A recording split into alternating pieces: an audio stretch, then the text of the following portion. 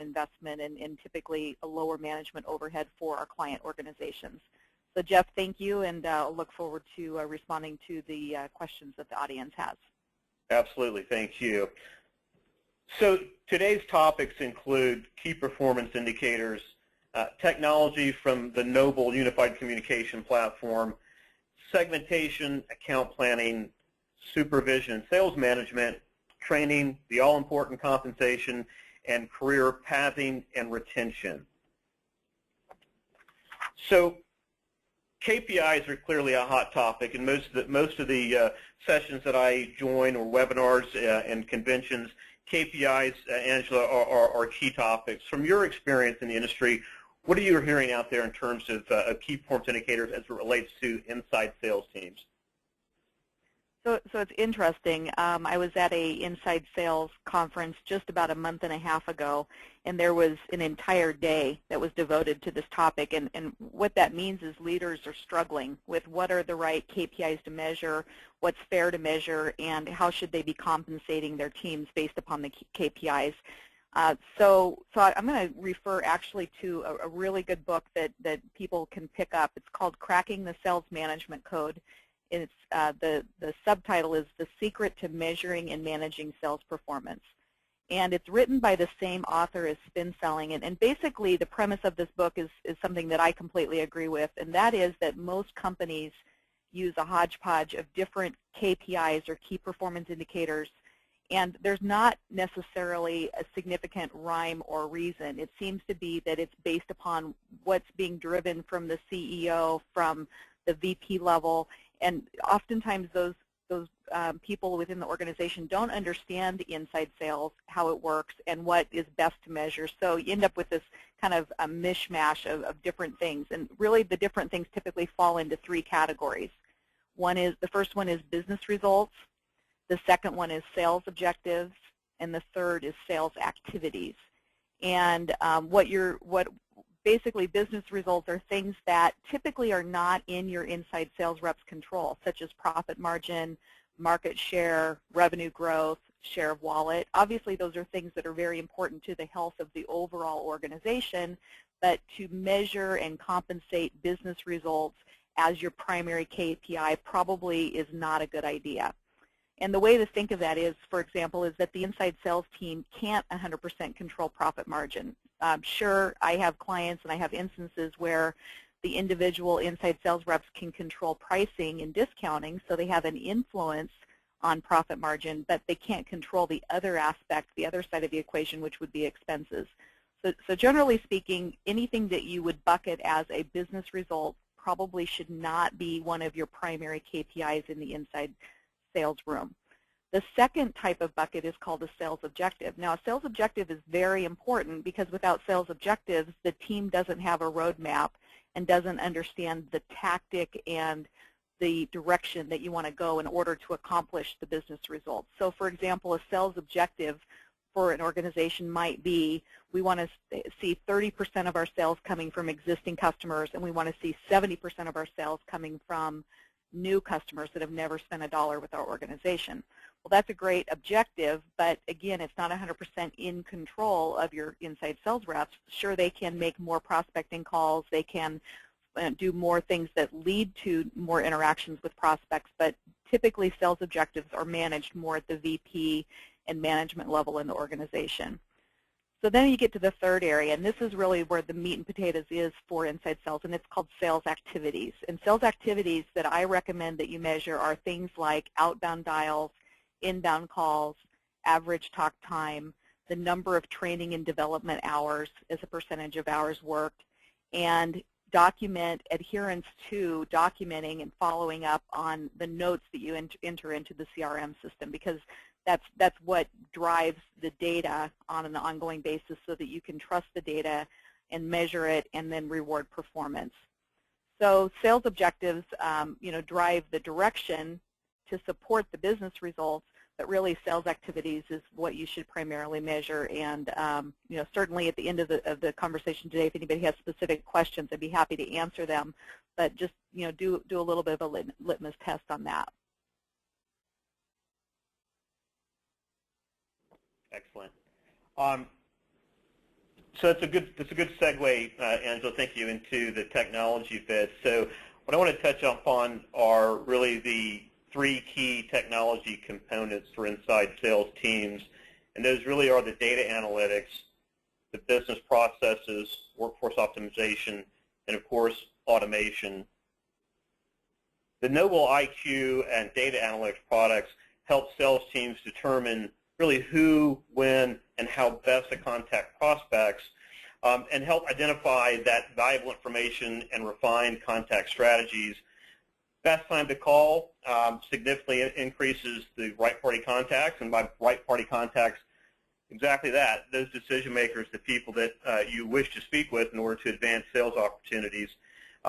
In doing so, closed sales is an outgrowth of that, and obviously increased revenue, increased dollars through that function.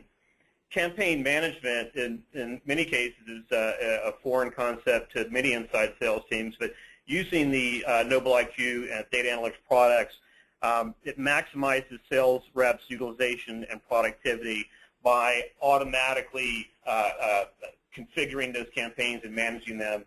Automated decisioning is a critical function. It determines the right action to take through a pre-decision or pre-process a list of a dialing list, and identifies the right treatment for each of those types of accounts. So instead of being reactionary, the system will preload those lists, manage those lists, and put the right agents with the right contacts in front of the right people. Speech analytics is another aspect of the Noble IQ product suite. It gathers valuable information from either real-time audio or call recordings, resulting in improved customer experience. It can be used in sales trainings and performance. Also, adherence to policies and procedures, as well as regulatory concerns.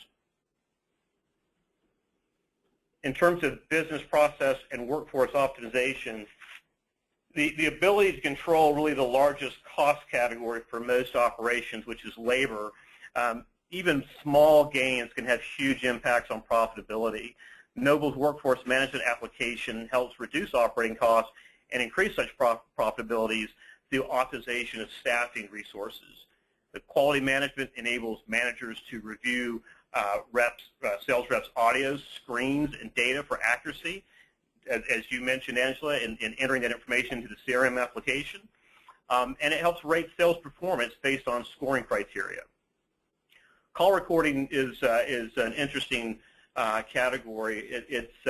It helps enable sales teams to record the audio, the screens, and all those types of things for playback, for quality assurance, compliance, sales verification, and other training needs.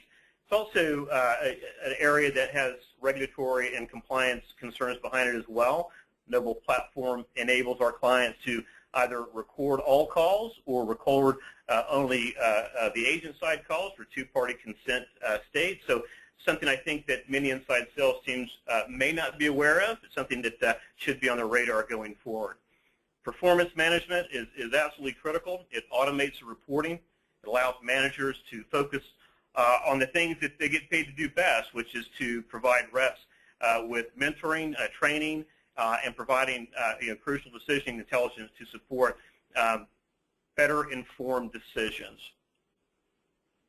And lastly, in terms of automation, which might be the most important aspect, is integrating outbound contact technologies into your strategies.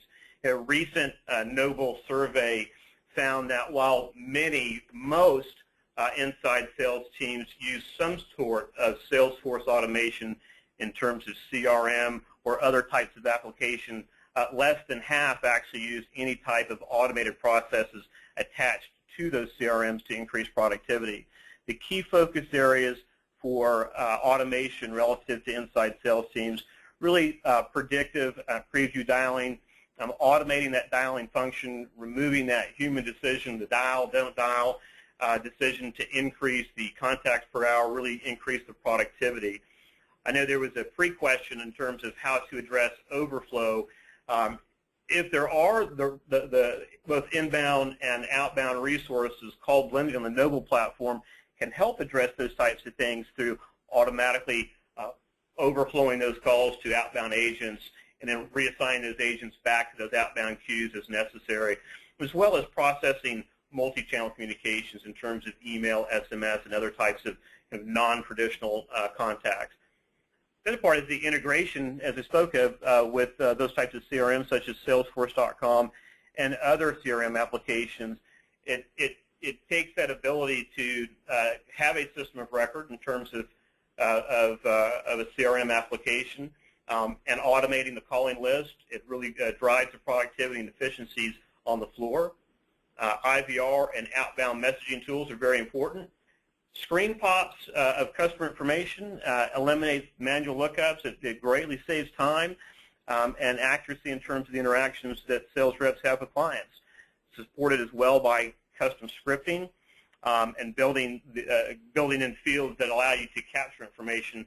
As Angela, you'll talk about in a moment, data segmentation is largely based on the data at hand, so the information that you can gather from your prospects and customers is vital in how you can stage those calls downstream in future calls. Speed to lead is critical in terms of leads that might enter into your system from either the web or from marketing teams. Noble platform supports real-time list updates with integration to external databases and web services. So if you have websites that have forms that can be filled out for additional information or leads, those leads can be inserted directly into an outbound calling campaign and goes top of the queue. So as opposed to perhaps hours going by, seconds go by before that contact is made. It's very critical. Customized caller ID, including local numbers. If you have if your target is nationwide or it spans across multiple area codes, having a local phone number as a caller ID presentation will greatly increase the ability or the contact rate as people answer the phone if they see a local number. And then if you're taking transaction or payments over the phone, very important to automate that payment processing with online credit checks and perhaps authorizations. So e-commerce is at the hands of the agents. So once you close the deal, take payment and off you go. In terms of market segmentation, it's a good segue, Angela. What are your thoughts around how to look at existing data, existing accounts, and how to plan around those things? So from a strategy perspective, what I have found that works best is to identify what buckets seem to be most homogeneous in terms of what types of lists and what types of leads seem to be the most similar. And what we recommend as a best practice for our clients is that they segment the accounts based upon the relationship they have, the recency of the last purchase, the size of the last purchase, and potentially a further bucket would be the type of products or services that they purchase from you. For example, we work with one publishing client who publishes books, and they also have an online subscription that is a little more complex and more complicated to sell. So we might have a team that just sells books, we might have a team that sells books and electronic, and we may have a team that only sells the electronic version into the market. Typically, the buckets that are most commonly used, depending upon the size of your organization, is existing customers, so people that are already purchasing from you that you can call on and resell, cross-sell, upsell, renew, etc. The second bucket is lapsed, and typically a lapsed prospect or customer is an organization that has not purchased from you within a defined period of time. Oftentimes, people use 12 months or 18 months, depending upon the cycle of how frequently customers would typically come back for repurchase. And then the third is prospects. And prospects are typically organizations that have never purchased from you in the past. You have no record, and they're suspects, and you're trying to move them into the sales cycle to become a customer for your organization. What we've found is that it's ideal to give your best salespeople the best customers, so you can maximize the results from those customers, and also so you can maximize cross-selling, upselling, and really capturing the largest share of their wallet. The most skilled people will do the best with existing customers, and then on the flip side of that, we find that putting your newer people that are just coming out of training on more prospecting, lead generation, appointment setting, doing some activities that are pretty simplistic. And we'll talk a little bit later about training, but one of our beliefs is that training should be done in stages, and it's a lot easier to train and bring on new hires into your inside sales organization if you limit what they're required to do initially over the phone. Right. So with that, the other thing to consider is the size of the opportunity and whether or not you're pairing your inside sales with an outside sales organization. So, there's really quite a complexity the way that you could do it. The key is to make it as simple as you possibly can, because you do want to end up, if you've got a team of 40 inside sales reps, it would be ideal to have groups of 10 to 15 working on the same type of programs and the same types of customers, so that you can create little management teams and little micro teams around those opportunities and be able to manage them and measure them. Oftentimes people want to group people according to territories, and they say, okay, X% needs to be customers, X% of your calling and opportunities need to be laps, and X% needs to be prospects. Well, that doesn't necessarily always line up with the skill set of those people. And so I'm more of an advocate of group people according to skill, give them the best opportunities, make that a promotion, like that's the gold team within the organization, make the next group your silver team, and then the entry level would be more, doing the prospecting, lead generation, hunting and finding. And sometimes that group, it doesn't even have a positive ROI. It's on your existing customers that you get, across the organization, that real ROI. Yeah, that's a great point. I think adding to that, the ability to define those types of teams, whether non-traditional geographies or product lines or former customers, customer exec, or prospects, then having those groups managed from a skills perspective, the Noble platform does have that ability both for inbound and outbound to route those types of contacts to the most appropriate defined skill within the system. So again, putting the right customers in front of the right resources at the right time. Absolutely. So moving on to the management topic. So clearly the success of the team can be measured to the success of the management.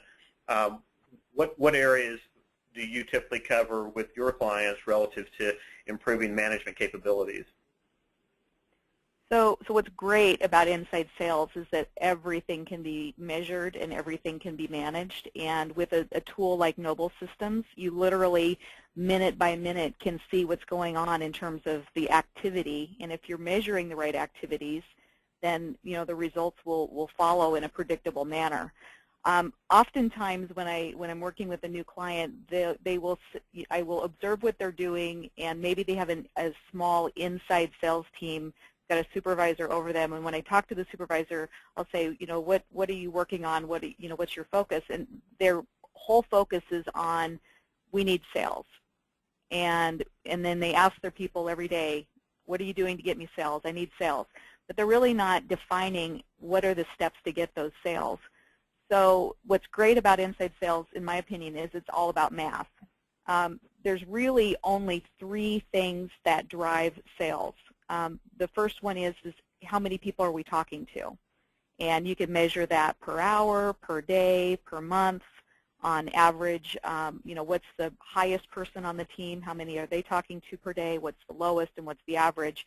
And then look at and observe through the real-time call monitoring, through listening to recorded calls, through watching the screens, through talking with the reps, the people that are doing best with talking to the most people, what are they doing, and how can we take that behavior and transfer it to as many other people on the team as possible, assuming that talking to a lot of people is a good thing. The second thing, in addition to talking to people, is what are you doing with those conversations? So the sales conversion, or if the objective is setting appointment, the appointment conversion rate. What is the team's average again? What's the high? What's the low? And what are the trends? And what are the trends not only for the team but for the individuals? Are they moving? Are they staying the same? Are they decreasing? Are they increasing? What's going on in terms of overall conversion rate? And again, through monitoring, through recorded calls analysis, you can identify very quickly when someone's trend is going in the wrong direction, what the key thing is, and oftentimes just a little correction and a little bit of coaching can put the person right back on track again. And then the third is the average order size. Again, if this is in a sales environment where you're responsible for selling a product or service over the phone, let's say that some products are $200, some are $1,000, some are $2,000. Well, across all of the orders, what's the average order size? And again, what's the team's average? What's the high? What's the low? And how do you look at the person who has the high, assuming that's a good thing, which most organizations it is, and how do you model and transfer some of the behaviors that they have across the whole organization? Or maybe, in this instance, the person who's high has a low sales conversion rate, and so you want to find more of a balance. You want to say, I think that you could do better if you spend a little more time on some of your medium accounts, getting more sales, and a little less time on these very large whales that are producing a very small number of sales and actually decreasing your overall sales performance. So what's really key is that you look at what behaviors impact those three numbers. And in a little bit, when we talk about training, I'm going to talk about call monitoring, and there's some interesting things that you can do to impact the numbers that not everyone thinks about. And for example, one of those things that we often do is people think that they can't control getting more people to talk on the phone. Well, obviously the number one thing is dials. Are they picking up the phone? Is they pushing enter? Or are they logged in to make outbound dials? But number two, when they get someone on the phone, are they effective at navigating through the gatekeeper, through alternate decision makers to get more contacts? A lazy person can sit on the phone all day and just say, I can't get a hold of anybody, but maybe they're not being very tactical and very good at getting through gatekeepers and getting to decision makers. So what we do in our organization is we'll have a whole hour devoted to just pulling recorded calls that were dispositioned as no contact. And we'll listen to those calls, and we'll identify for each call, was there a different way that rep could have approached the call to get to a decision maker contact? And then we go back and we coach the group, and we also revise scripting and revise some of the processes to help us, because even small, minute improvements on talking to 2 more people a day, 5 more people a day, 10 people a day can make a huge difference in the overall sales activity within your sales organization. Yeah, those are all great points. And for someone who runs a global team of people doing just that, Angela, I can tell you that having that ability to track those types of calls relative to the dispositions and having a unified communication product such as ours that I actually use, the ability to pull those call recordings and listen to the first few minutes or few seconds of those calls, really to understand if the pitch is correct, if they're navigating through the IVRs correctly. It's so important, and to change those behaviors early on from a management point of view has a big impact, not only in the daily numbers, but in the overall monthly and quarterly numbers. Absolutely, and the reps appreciate it. People fall into bad habits unintentionally. We all do, and having a little bit of guidance to get back on track, because at the end of the day, most organizations highly compensate for performance, and if they're not getting results, then their paycheck is suffering. Yeah, that's absolutely true, and I've yet to have a great sales rep who didn't want to make more money and wanted to learn through the process. So it's a good segue into training. Angela? Sure, absolutely. So I've already mentioned this a couple times. I think that call monitoring and recording is essential. I can't imagine being in an environment where that's not a capability. In fact, years ago, I once did a consulting job for a company that had a small inside sales team, and we literally set them up with a cassette player, hooked to their phone, and they literally would FedEx me cassette tapes to do monitoring, because I could not help them improve if I wasn't able to help listen to calls, coach them, and know exactly what was going on both sides of the conversation. So what's great is now we have all these tools such as Noble Systems, and our company uses Noble Systems also, by the way. I think it's a great product, and it has done a number of things for our productivity, and we have the choice of every system out there. So I guess that's a great testimonial for you, Jeff. But that's not the point of today's call. So in terms of training, what's really important is that in the monitoring and listening to recording calls, is that you identify the training that was going to be necessary and best suited for each individual. it's really easy for the inside sales manager to call the head of training and say, I need you to train on X, Y, and Z, and everyone goes to the training room and everyone goes through that training. Well, that may be a waste of time and could end up being a morale buster for your salespeople because they may not, everyone doesn't have the same needs. So it's really best to make the training initially be generic, but then bring people in one by one for the ongoing training to help them with their individual skills development. Let them listen to calls, role play, let them listen to someone who's doing the skill very well, and let them maybe become a mentor to them.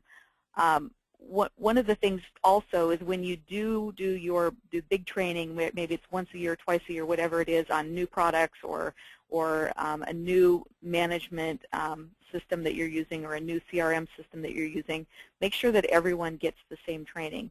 I've seen situations where the organization can understand why the training wasn't effective, and oftentimes it's because the management or the supervisors or the people that are supporting the team didn't get the same training. They might have got a slimmed down version or maybe just a memo or just got an overview, but they really weren't deeply involved in the training, so therefore there was no follow-up or reinforcement. The follow-up and reinforcement is so very important.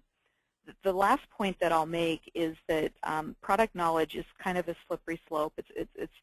I'm not a big fan of doing substantial product knowledge training during the new hire period. And this kind of goes back to what I said before about prospecting and appointment setting and lead generation. It's pretty simple to train for that because oftentimes when you're in that lead generation mode, the answer to someone's detailed question about your product is, you know what, my job is I just want to set an appointment with one of our experts.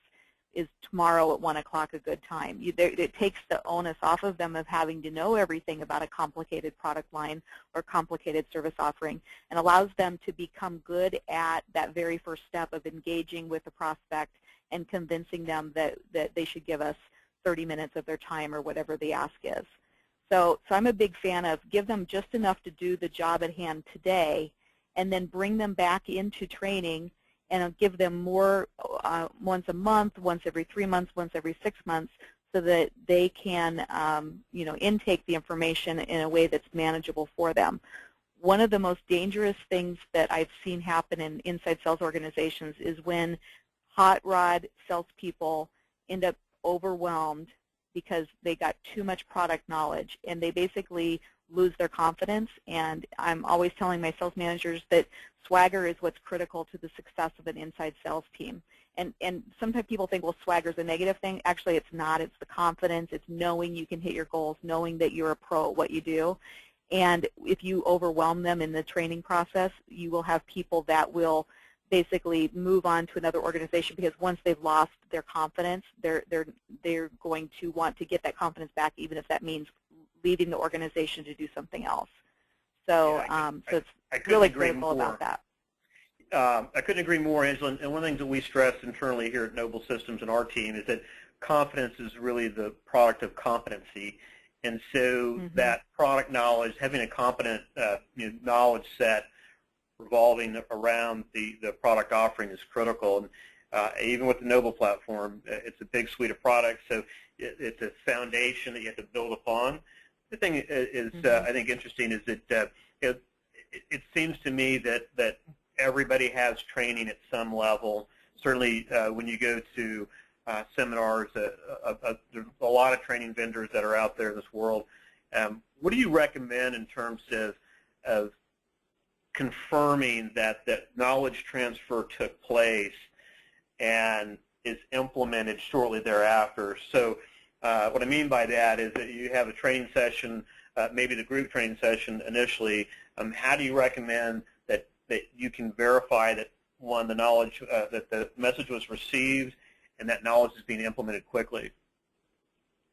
So the number one way is obviously to do an assessment, some sort of written assessment at the end of a training to make sure that there's a basic transfer of knowledge and that it didn't completely fly, over people's heads. The second thing would be is even a small modification to your call monitoring or call evaluation form will help make sure that the knowledge transfer is not only completed, but that it sticks and that old behaviors don't come back into play. And what I mean by that is I always recommend that calls are monitored looking at maybe 10 to 15 different aspects of the call. And so just slip 2 or 3 new things that were just recently trained into the evaluation. Require your managers, supervisors, and team members as they're doing evaluations, and really they should be evaluating minimum of once a week, if not more often, depending upon the rep and their tenure and how well they typically perform. But if you're right away able to sit down with a rep and say, hey, I just listened to that call. We trained on this 2 days ago. I didn't hear you incorporate this, and I need you to, we need to talk about how are you going to do that going forward, and then again follow that up immediately with another monitoring to make sure that they're doing it. Yeah, good points. Thank you. Compensation, it's the fuel that runs a good sales machine, in my opinion. Sales reps are here for a reason. They want to make money. Mm-hmm. They want to be successful. There are many methods of compensation out there. What do you see from your client base? What do you recommend in terms of the most successful compensation packages or styles? So what I typically advocate is that minimum of 20% of a salesperson's compensation should come from measuring their sales results, or whatever their objective is, whether it's setting appointments and then they get compensated per appointment, or on the back end sales made by the sales rep that went on the appointment. But typically 20% minimum should be at risk, and the good salespeople will typically be more in the 40, 50, 60% range is what their compensation will be in comparison to their salary. And I don't believe that it's in your best interest to put a cap on that or to limit the success if you're setting the goals in a way that is based upon the potential of a file. So for example, if I'm giving the gold leads to a group of reps that are my most senior reps, then obviously their goals are going to be higher, and their compensation is going to be higher. And if they fall short, then obviously it's going to be something that hurts the organization even more. So you need to make sure that those reps are most highly compensated. But you don't want it to be out of control. Those reps don't necessarily need to make 4 times more than the entry-level reps. So rather than being a flat, 3% of sales as a commission, at that high level, you may say, I'm giving you the golden lead, so I'm giving you 1.5% sales commission. It doesn't have to be the same compensation from team to team depending upon what the objectives are. I am a big believer on making it very, very simple and actually training the reps on how to track their own compensation. Because if they know how to track it, they'll know when they change a behavior what the impact was on where they're tracking for in terms of compensation. I'm a big believer in paying the bonuses and commissions and any types of spiffs on a monthly basis. Typically 1 month's worth of performance is a long enough period of time that it kind of levels out peaks and valleys of the day-to-day, but it also keeps it near term enough that people don't procrastinate or put off, because if they fall behind in a week, then they know they've got 3 more weeks to make it up. If I'm compensating on a quarterly basis, it's a little bit easier after a week of bad performance to not necessarily kick myself in the butt and get moving. So, I'd be like, well, I've got 12 more weeks to go out of a 3-month period, so I know I can make it up, and maybe the urgency isn't there. And then on an annual basis, I believe there should be some sort of like a major bonus at the end of the year for hitting goal, and maybe you do it based upon the entire 12 months added together, or you could say hitting quota 4 months out of 4 months, or it could be hitting quota 9 months out of 12 months. You get X% additional, like a kicker. There's a number of different ways to approach it, but I think the biggest thing is try to make sure that it's something that the sales reps could explain to someone else. If they can't explain their compensation plan and how they're being measured, then you have to kind of relook at the whole thing, because it should be so simple that they know. That way they can be certain of what they need to do to be successful. Right. The last point is very good. If they can explain it, then it's probably going to be successful. I agree. Mm-hmm. question that was sent in previous, Angela, that I thought I would run by you. Non-financial incentives that motivates inside sales staff. What I've found is like a paid time off is very motivating. That can be a double-edged sword, obviously, because if they're not there, they're not selling. But depending upon your company's policy, I think that can be very, very motivating, particularly if you make it like a Friday afternoon, which typically in most inside sales organizations is not as productive anyway. That can be seen as a huge perk. You know, we do a lot of like gift cards and things like that, and depending upon how your organization's policy, if it's a small enough amount, it may be seen as a non-financial compensation. Yeah, one of the things that we do internally is set weekly team objectives. It's a very important aspect of at least our operations to have a highly motivated team, a good positive environment.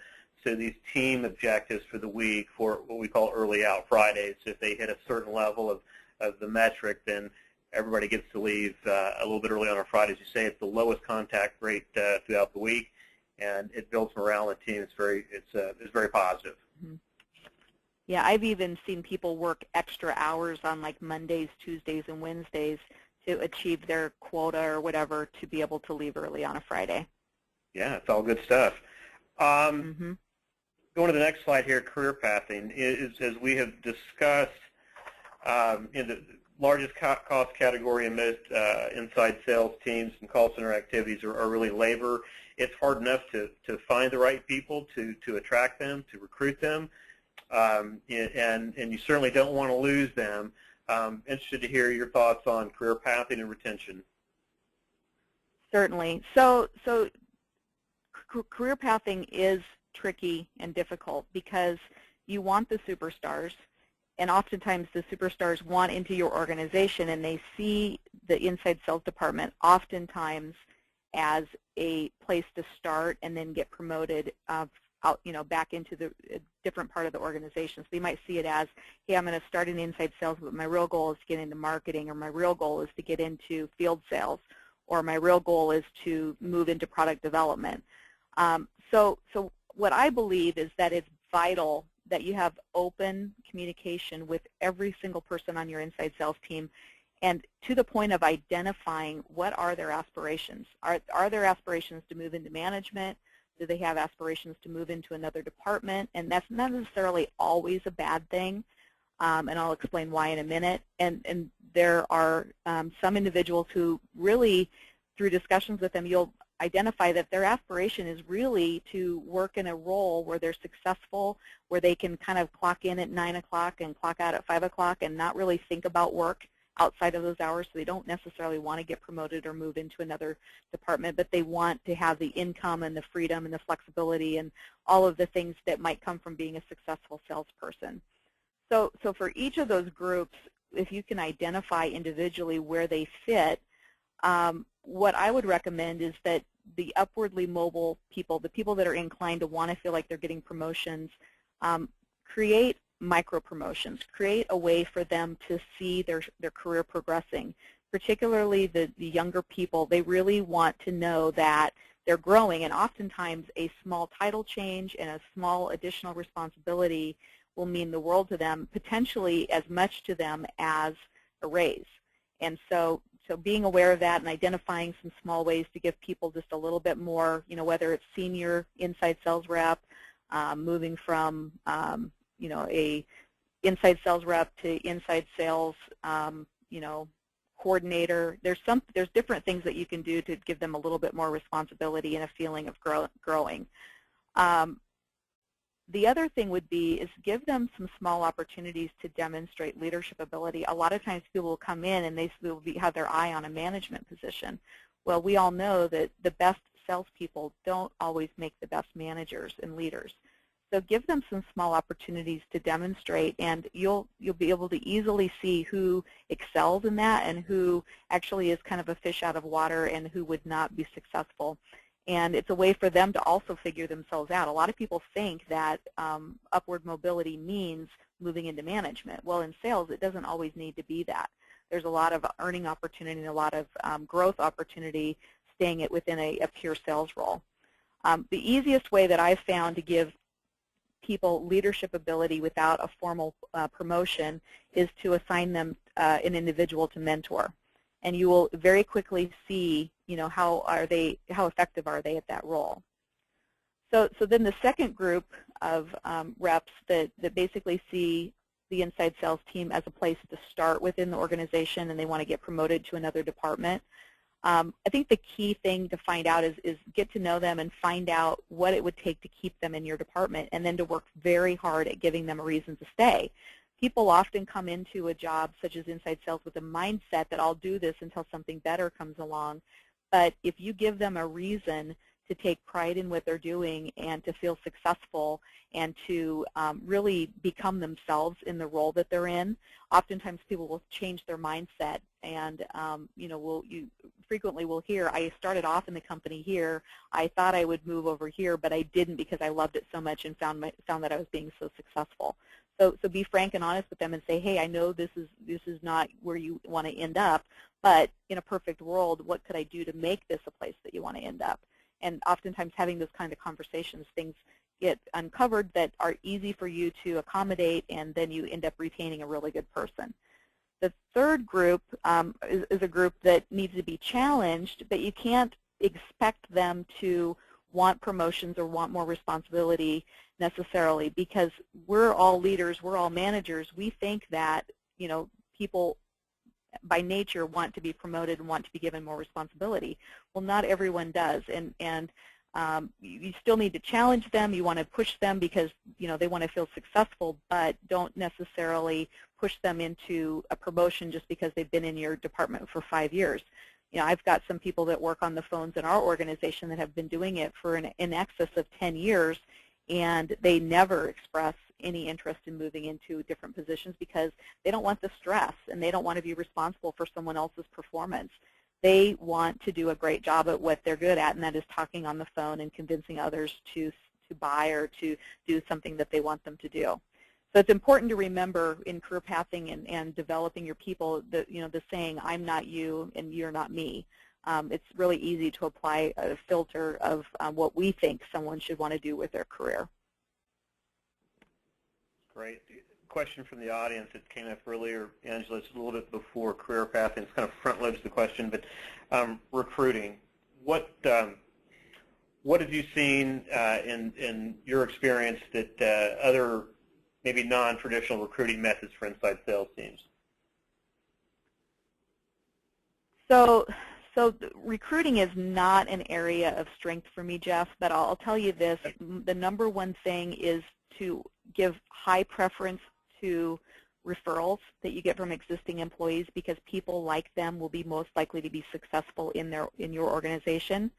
And number two is hire for the values and the behavior and the fit and culture, not for what they've been done in the past at other organizations, because you can take good people and you can fit them into your organization and help them be successful.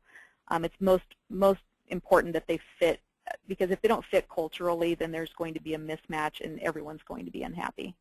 Yeah, absolutely agree. Some of the practices that we've used internally for recruiting, it's very challenging, frankly, is to create strong relationships with local universities. We hire in some standard geographies, but gain those types of relationships with the recruiting and job placement, career placement folks there at the universities, and get a core group of people from them, and as you said, leverage the reference. It's very, very important. So we're now at the session, part of the session for the QA. We'll go through a list of these. We've got quite a few here, Angela. So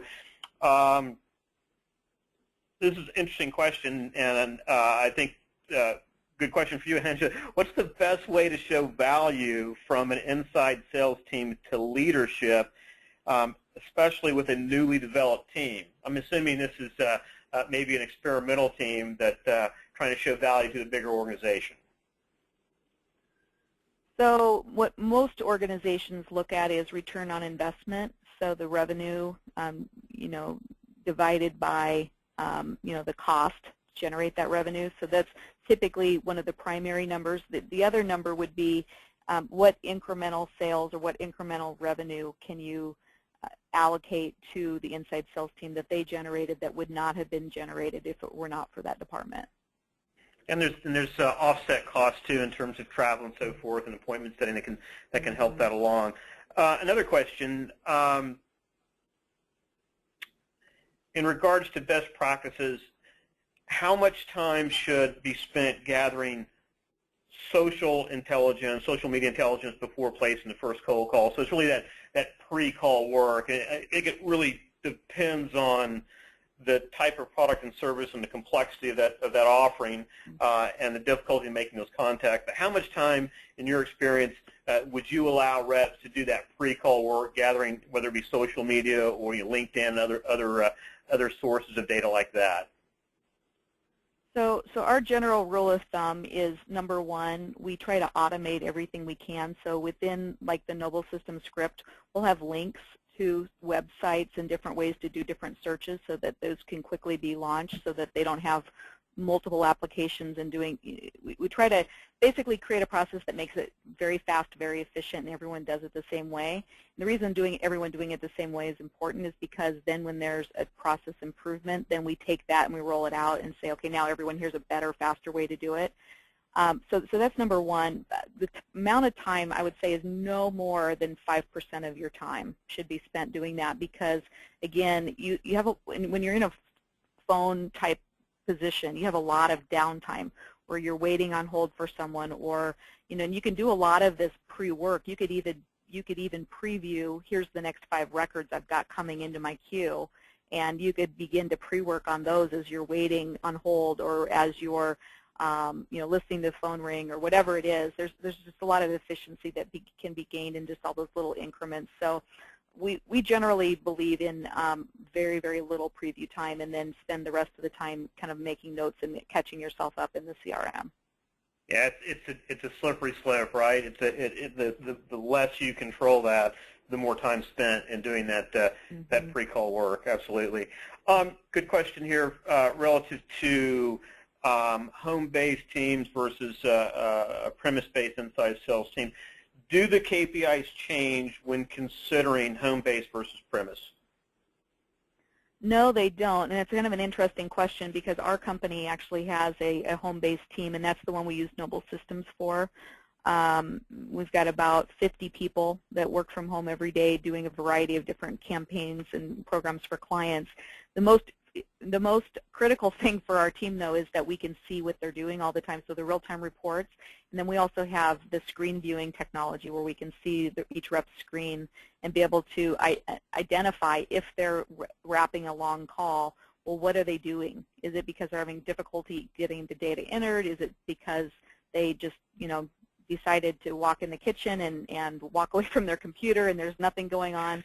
Whatever it is. And so just having visibility, because you're not able to just walk around and hear the buzz and hear the conversation. You have to be able to just, every hour you have to be able to check in and make sure your people are doing what you think they're doing. Otherwise, you can have some negative surprises. And I think it's important that the KPIs not differ from those types of teams. It's the same. Typically, it's the same job functions, the same expected outcomes. So why would the KPIs be different? Another question, when calling prospect list, how many times should one prospect be called before making them unreachable? So that's the non-contact number that keeps coming to the list time and time again. Oops, sorry about that, guys. So the answer is it depends on how valuable is that lead for you. Obviously, the more valuable it is, depending on maybe what you spent to generate it from a marketing side or what you suspect about that potential of that account. As a general rule of thumb, most of the accounts I work with, we max attempt in a call list at 7 times. And 7, the reason 7 is when we measure the 8th attempt, 9th attempt, 10th attempt, we get such diminished results that it's the diminishing returns that it's not cost effective to go generally beyond 7. But again, I've had some where we go up to 15 or even more. But you also have to be careful because you don't want to end up with a bunch of do not call requests, even though business to business is exempt. Most businesses honor those. You don't want to end up with a big bucket of do not calls, and then the next time you're ready to pass through a list, whether it be existing customers, prospects, lapsed, whatever it is, you don't want to have that opportunity on the sideline because you overcalled it and someone in the organization said, you know what, you guys are harassing me, put me on your do not call list. Right, that's a good point. I apologize for the noise. That was my timer going off. We're getting close to the end of the session. So last comment in terms of how many times do you try that number? What about alternative methods of contact to that process? I know that in Noble Systems, we have a set number. We try to make the call. The call is the most valuable to us. But in today's world, that call isn't always the best contact method, best channel of communication, so we'll alternate with emails and so forth. How do you see that in the industry at large, people using multiple contact approaches per record? It's a great point, and also I want to back up just one more point that I intended to make. You mentioned in the technology slide the use of local caller ID numbers. That's a strategy that will increase the likelihood that you get to a contact before you hit your max attempts. And something that we found is really important because almost everyone in today's world, when you see an 800 number, most everyone, whether it's business or consumer environment, you think telemarketer.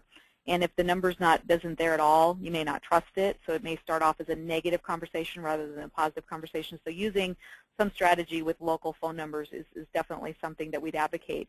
But back to alternative ways, we're always experimenting with that.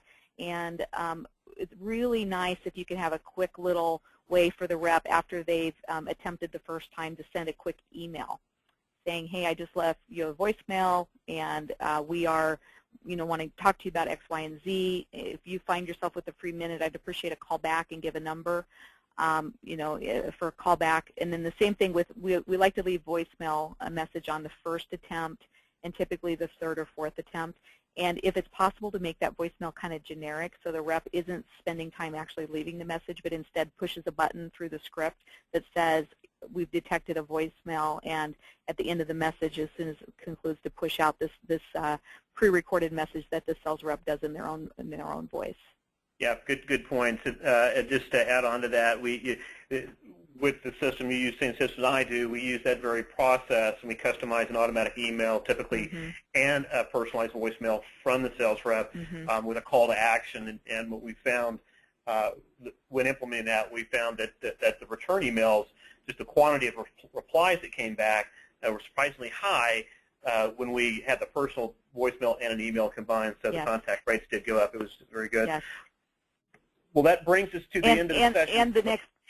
And the next conversation, Jeff, when they do get on the phone is so much more productive because there's this bit of relationship already. It's a tiny little thing, but it's a lot better than a complete cold call. Yeah, absolutely. It's a toehold into the conversation. I'll add one more thing to that. I know we're at the end. I apologize. One more thing one thing we did learn when we first started doing the automated emails, that we received a lot of out-of-office replies. And the amazing thing about those out-of-office replies is it gave you the date to call them back on.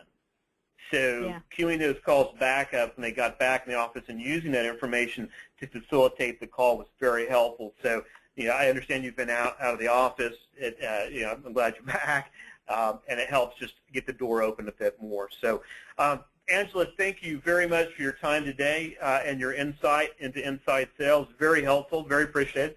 If anyone on the webinar day has additional questions or would like to contact us, please feel free to do so. The number's on the screen there. If you don't know how to reach your sales account manager, call that 404 number and ask for anybody in sales, and we'll be happy to answer any questions that you have. Thank you very much. Jeff, thank you.